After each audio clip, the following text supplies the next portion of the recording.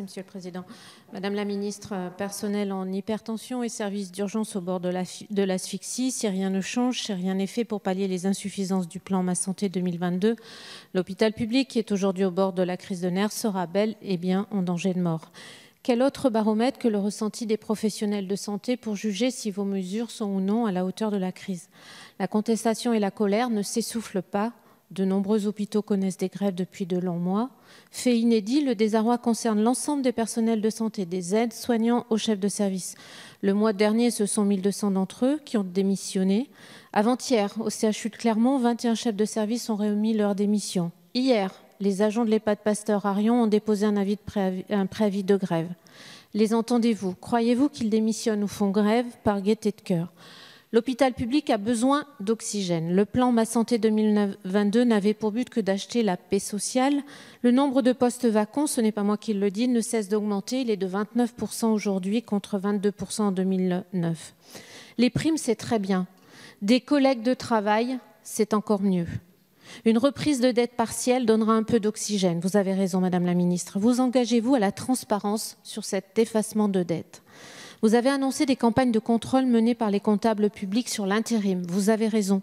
Certains médecins intérimaires profitent des difficultés de l'hôpital public pour choisir leur lieu et leur temps de travail, ainsi que pour toucher des rémunérations exorbitantes qui contreviennent à l'esprit de service public et à l'idée d'apporter des soins à chacun en dehors de toute logique financière.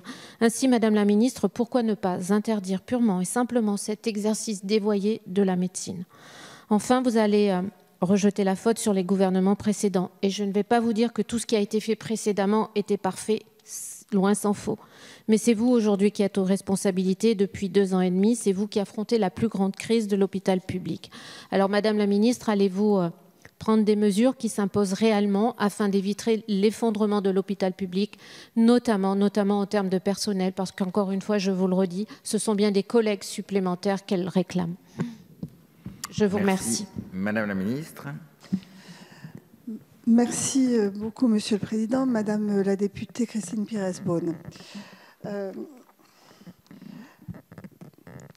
Le délai, en réalité, de allocation des crédits est lié au fait que le budget de la sécurité sociale devait être voté en décembre et donc aujourd'hui ces crédits supplémentaires ont pu être alloués dès le mois de janvier aux équipes, notamment pour acheter du matériel courant. Toutes les primes sont en train d'être publiées de façon à ce que l'hôpital public puisse être plus attractif pour recruter du personnel, notamment paramédical, mais parfois médical aussi. Vous évoquez que beaucoup de postes sont vacants. C'est surtout vrai, malheureusement, pour les postes de médecins, parce que la France, vous le savez, subit une démographie médicale qui n'est pas à la hauteur des besoins. Ce sont des décisions qui ont été prises dans les années 90 de ne pas former suffisamment de médecins. Nous en payons le prix aujourd'hui. Et aujourd'hui, il faut le temps de former des médecins. Et donc, ce n'est pas les budgets qui créeront des postes de médecins. Malheureusement, les budgets peuvent permettre de travailler dans de meilleures conditions, de recruter du personnel paramédical, mais il faut nous organiser par un meilleur partage des tâches entre le personnel soignant et les médecins, de façon justement à ce que les médecins puissent se concentrer sur leur valeur ajoutée. C'est ce que nous faisons avec les délégations de tâches, les protocoles de coopération et les infirmiers de pratique avancée. Vous parlez de l'intérim médical, c'est un scandale. Je me suis posé la question de l'interdire, mais l'interdire voudrait dire que certains hôpitaux arrêtent de fonctionner. Donc en réalité, il faut le réguler, il faut éviter que cet intérim ne soit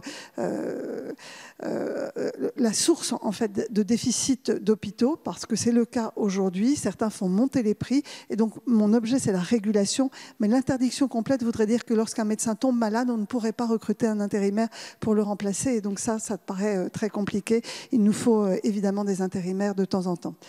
Par ailleurs, vous posez la question de la reprise de la dette. Une mission est en cours de l'IGAS et de l'Inspection générale des finances pour établir la doctrine de la reprise de la dette, mais tous les hôpitaux se verront reprendre une partie de leur dette hospitalière.